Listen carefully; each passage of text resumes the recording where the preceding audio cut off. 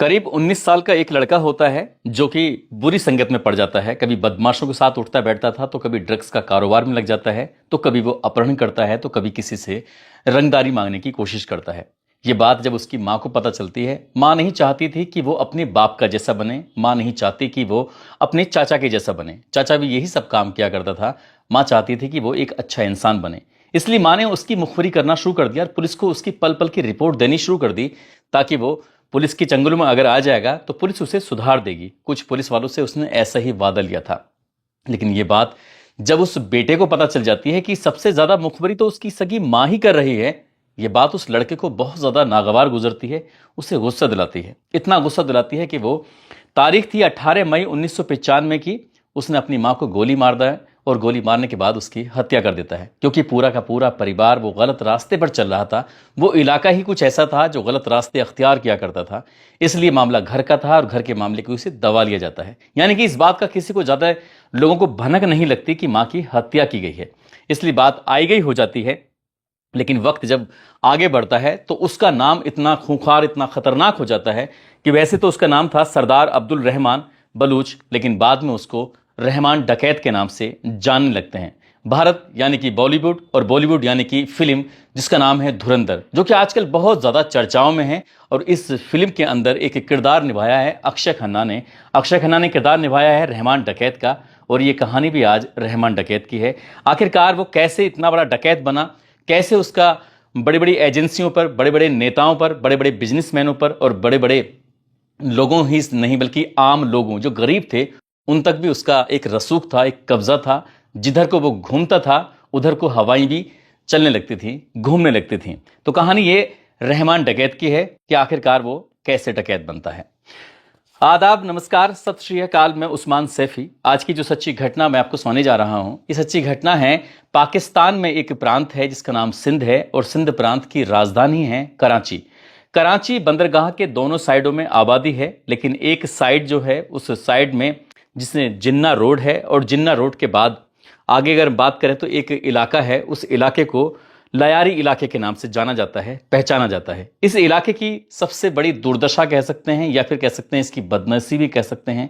ना यहाँ पर शिक्षा है, ना ही यहाँ पर कोई कारोबार है, और यहाँ पर कोई धंधा होता भी था पहले से ही। आज़ादी के बाद से लेके तब से वहाँ पर ड्रग्स का कारोबार जो बहुत ज़्यादा चरम पर था। रंगदारी मांगना, वसूली करना, अपहरण करना, इस तरह के ये यहाँ पर कारोबार थे, काम थे। ऐसे ही एक साल 1960 से 1977 तक, ये 70 तक की बात है, दाद मोहम्मद एक दादल नाम का एक गैंगस्टर था, उसका यहाँ पर राज चला करता था।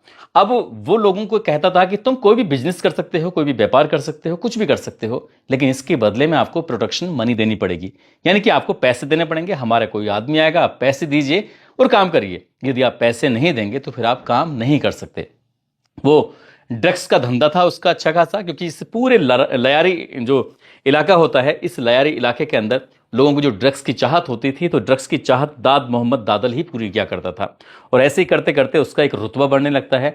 लेकिन इसके रुतबे को कम करने के लिए एक और नाम सामने आता है जो सेकंड पोजीशन पर आया था। नाम उसका हाजी लालू होता है। हाजी लालू ने भी कमान संभाली, लेकिन इन दोनों की स्थिति में कुछ ऐसे टकराव की स्थिति पैदा होती रहती थी। हाजी लालू तो सामने था उसके दाद मोहम्मद दादल, इनमें टकराव की स्थिति, कभी कोई किसी का साथी मारा जा रहा है तो कभी किसी का कोई साथी मारा जा रहा है। इसी हिसाब से वक्त आगे बढ़ रहा था और दोनों गैंगों में गोलीबारी भी खूब चलती थी।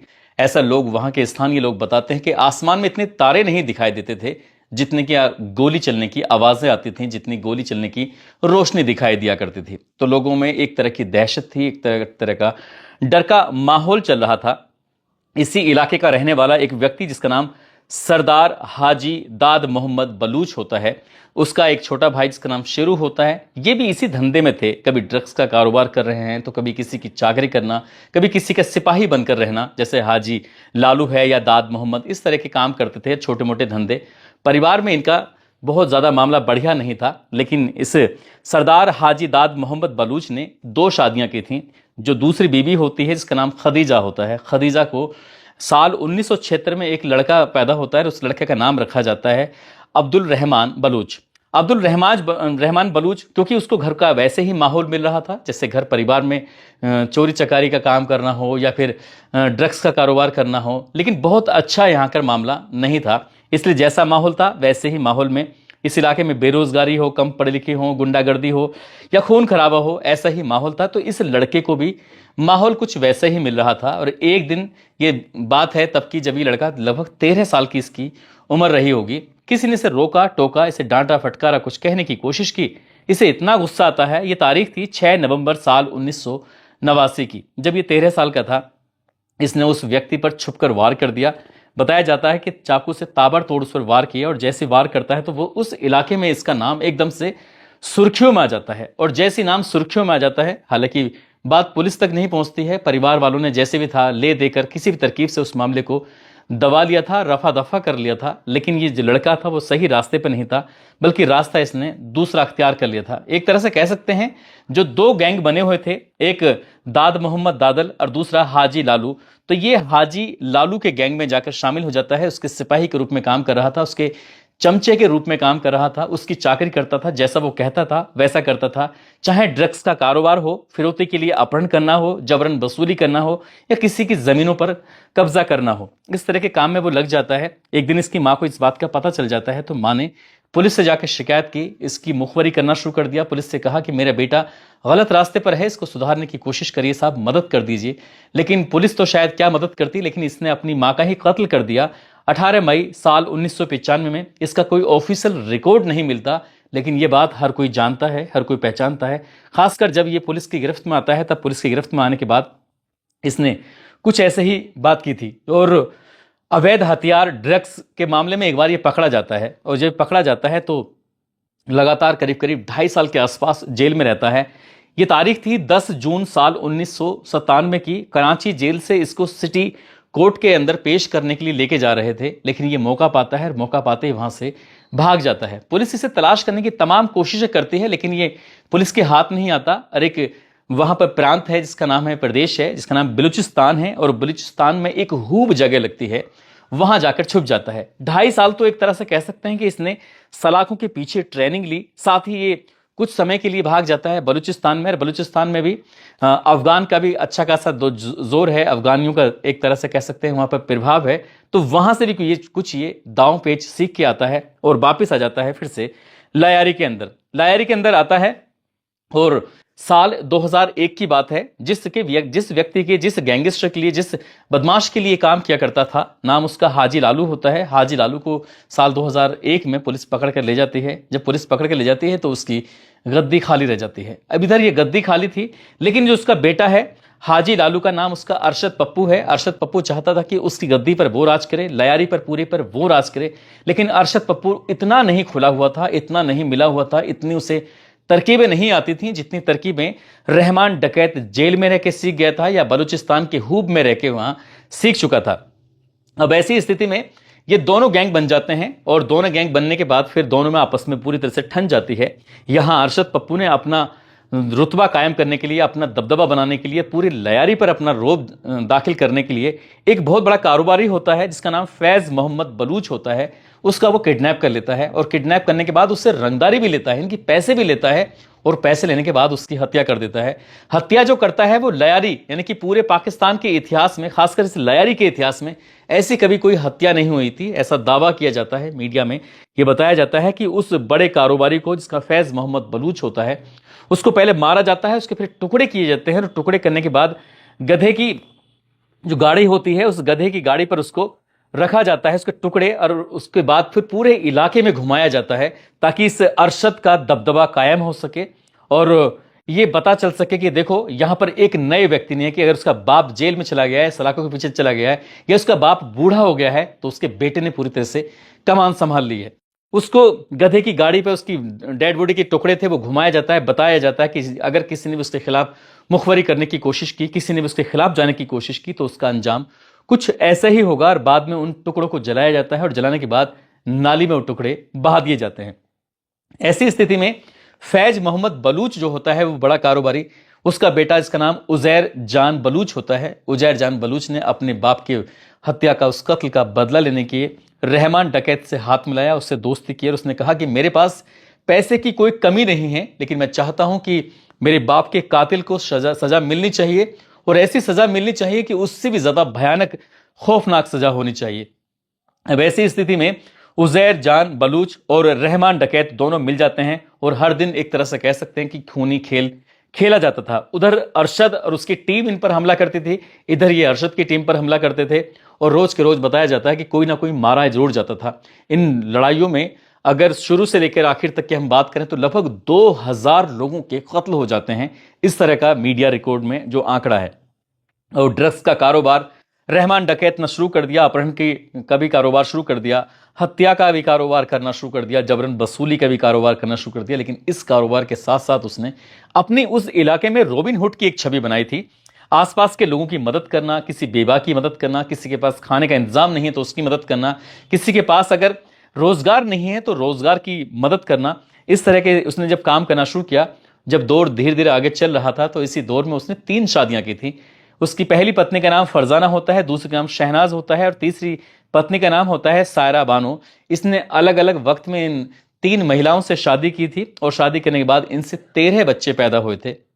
और ये अपने बड़े बड़े नेताओं के संपर्क में आ जाता है, बड़े बड़े बिजनेसमैनों के संपर्क में आ जाता है, आवाम की जब मदद किया करता था तो इसके अंदर एक काबिलियत पैदा हो गई थी। ऐसा बताया जाता है कि जिधर जनता का रुख ये कह दे तो जनता का रुख उधर हो जाया करता था। यदि किसी नेता के समर्थन में ये वोट मांग ले तो समझ लो कि उसको बहुत बड़ी तादाद में वोट मिल जाते थे। और इस इलाके पर इसने जब लगातार इसका रुतबा बढ़ता चला जाता है तो 34 दुकानें, 33 घर, 12 प्लॉट और खेती की लगभग 150 एकड़ जमीन इसकी हो चुकी थी। यानी कि ये अब कोई छोटा मोटा आदमी नहीं था, ये एक बड़ा आदमी बन चुका था। लेकिन इसी बीच में साल 2006 की बात है, उस इलाके में, उस प्रदेश के अंदर एसपी चौधरी असलम का भी अपना एक बड़ा रोला रहा था। वो सुपर कोप के नाम से मशहूर था, एनकाउंटर स्पेशलिस्ट था, और उसकी रडार पर था रहमान डकैत। रहमान डकैत को उसने गिरफ्तार करने के लिए, उसका एनकाउंटर करने के लिए कई बार कोशिशें की, और एक बार कोशिश में सफल हो जाता है। साल 2006 में रहमान डकैत आखिरकार एसपी असलम के हिस्से में आ जाता है, असलम चौधरी के, और उसके बाद फिर जैसे ही उसका एनकाउंटर करने की पूरी तैयारी चल रही थी, लेकिन इसी बीच में क्योंकि वो बड़े बड़े नेताओं के संपर्क में था, बिजनेसमैनों के संपर्क में था, कुल मिलाकर वो उसकी जान तो यहां बच जाती है। लेकिन इस बात का कभी ऑफिशियल रिकॉर्ड नहीं आता कि उसे गिरफ्तार किया जाता है, और गिरफ्तार करने के बाद वो छूट जाता है, छोड़ जाता है, या फिर नेताओं के चक्कर में था। क्योंकि जिधर वो हाथ करता था, जिधर वो सपोर्ट करता था, उधर का नेता जीत जाता था, उधर का सांसद बन जाता था। और शुरू से लेकर ही पीपीपी यानी कि पाकिस्तान पीपल्स पार्टी, इसको समर्थन रहता था। तभी इसलिए दिमाग में आता है कि कभी भी पुलिस की रेड पड़ जाती है, पब्लिक की नज़र में वो भले ही रॉबिन हुड हो, लेकिन आवाम या फिर जनता, कह सकते हैं मीडिया में जो इसका रिकॉर्ड था वो खराब था। और उस पर लगभग करीब करीब माँ की हत्या सहित लगभग 89 हत्याओं के मुकदमे थे, उससे ज़्यादा उसके साथियों ने कत्ल किए थे, और लगभग 2000 से ज़्यादा पूरी उसमें लयारी में मौतों का खेल खेला गया था। तब इसके दिमाग में आता है साल 2008 में क्यों ना अपनी एक पार्टी बनाई जाए, और पार्टी का नाम था PAC यानी कि पीपल्स अमन कमेटी। और इसका मकसद यही था कि इसके साथ रहते हुए, चाहे वो ISI हो, चाहे वो बड़े बड़े नेता हो, चाहे वो बड़े बड़े बिजनेसमैन हो या आवाम हो, सभी को अपनी मुट्ठी में करना। और उसने एक मंच से ऐलान कर दिया था कि वो जब तक रहेगा तब तक वो PPP यानी कि पाकिस्तान पीपल्स पार्टी का वो समर्थन करेगा। खुले में ऐलान कर देता है, लेकिन उसकी किस्मत इतनी अच्छी नहीं थी। हालांकि उसने आवाम के लिए स्कूल बनवाया, दवाखाने भी बनवाए, और 10 अगस्त 2009 को लयारी टास्क फोर्स और साथ ही एसपी असलम चौधरी की जो टीम थी, इसने दबिश दी, और दबिश देने के बाद इसको आखिरकार बताया जाता है गिरफ्तार किया, और गिरफ्तार करने के बाद इसका एनकाउंटर कर दिया जाता है। और जैसे एनकाउंटर होता है तो पूरे पाकिस्तान में इस बात को लेकर चर्चा भी होती है। तब महज इसकी उम्र कुल 33 साल के आसपास होती है। 33 साल तक ही अपनी जिंदगी ये जिया था, लेकिन 33 साल में पूरे पाकिस्तान में इतना चर्चित हो जाता है जिसकी कोई हद नहीं थी। और इसकी चर्चाएं का दौर अब इसलिए भी शुरू हो जाता है क्योंकि इंडिया के अंदर एक धुरंधर मूवी बनाई गई है जो बॉलीवुड में, जिसको मैं मेन लीड जो रोल अदा किया है वो रणवीर सिंह ने अदा किया है, लेकिन रहमान डकैत का जो रोल अदा किया है वो अक्षय खन्ना ने किया है। और इस अक्षय खन्ना के रोल की इतनी तारीफ कर रहे हैं कि जो रोल उन्होंने एक्टिंग की है वो वाकई अपना आप में लाजवाब है। कुछ गाने ऐसे हैं, उस गाने पर रील बन रही है, डांस कर रहे हैं, हालांकि लोगों को वो भाषा समझ में नहीं आ रही है, वो एक अलग बात है। लेकिन एसपी असलम चौधरी का जो किरदार निभाया है वो संजय दत्त ने निभाया, उसको भी बड़ी बखूबी बहुत खूबसूरती के साथ निभाने की कोशिश की है। जब पाकिस्तान में इस फिल्म को लेकर लोग कह रहे हैं कि फेक है, जिसमें कोई ज़्यादा सच्चाई नहीं है, लेकिन इस पर पूरा रिसर्च करने के बाद इस फिल्म को बनाया गया है। हालांकि जो डायरेक्टर है उसने भी साफ साफ कहा है कि ये काल्पनिक पात्र हैं, लेकिन ये पात्र काल्पनिक नहीं है बल्कि असली हैं। जब इनके बारे में देखा जाता है, इसका एनकाउंटर किया जाता है, तो मां सहित 79 हत्याएं इसने की थी। और जब ये बात अखबारों में प्रकाशित होती है तो प्रकाशित होने के बाद पुलिस ने कहा कि ये पुलिस के लिए, पाकिस्तान की पुलिस के लिए बहुत बड़ी उपलब्धि है कि रहमान डकैत को हमने मार डाला है।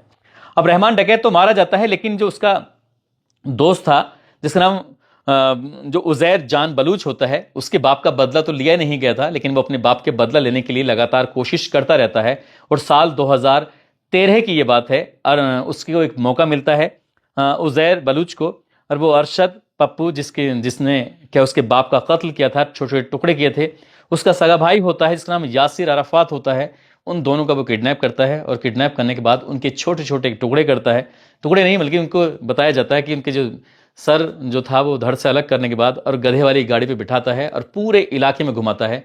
ये बात सोशल मीडिया पर उस दौर में, जब सोशल मीडिया का दौर शुरू हुआ था, तो तब ये मामला बहुत ज़्यादा हाईलाइट रहता है, पुलिस पर दबाव पड़ता है और पुलिस इसे गिरफ्तार करती है, उजैर जान बलूच को, और गिरफ्तार करने के बाद जेल में डाल देती है। साल 2016 से वो अभी तक जेल में है। और एसपी असलम चौधरी के बारे में ये बताया जाता है कि कुछ दिन के बाद एक आत्मघाती हमला होता है तालिबानियों का। उस आत्मघाती हमले में एसपी असलम चौधरी मारे जाते हैं।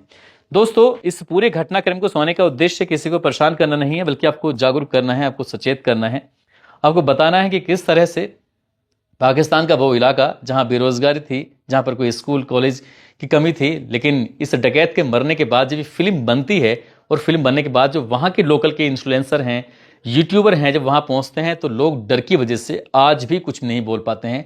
जबकि उसकी एनकाउंटर साल 2009 में हो गया था, और ये कहानी 2025 में पब्लिक के सामने आई थी। लोगों में आज भी उसके नाम का, रहमान डकैत के नाम का आज भी इतना खौफ चल रहा है।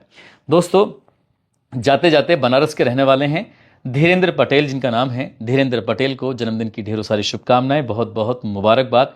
और कुछ लोगों ने नाम लेने की अपील की है। नेपाल से हैं आभाना सावा, मुरादाबाद से हिम्मत सिंह, बीकानेर से लकी चौधरी, ज्ञानी सिंह, शानिश मुदगल, मोहम्मद सलाउद्दीन, नीलेश यादव, निज़ाम खान खुर्जा से, अमर खुराना नागपुर से, रहीम अंसारी झारखंड से, पुष्पा यादव संत कबीर नगर से, पारितोष कुमार दास बिहार से, अभिषेक राज गाजीपुर से, इरशाद खान अलवर से, हीरा कुमार बिहार से, बहादुरगढ़ से, सुनील चौहान, मैनपुरी से, शिवचरण लाल, सीतामढ़ी से नौशाद अली, रुबीना बानो, पीताम्बर दत्त जोशी फरीदाबाद से, अमीर अली गोंडा से, सोमनाथ सिंह गोरखपुर से, प्रिंस गुप्ता कुशीनगर से, अनिकेत तिवारी। आप सब लोग अपना ख्याल रखें, सुरक्षित रहें। जय हिंद, जय भारत।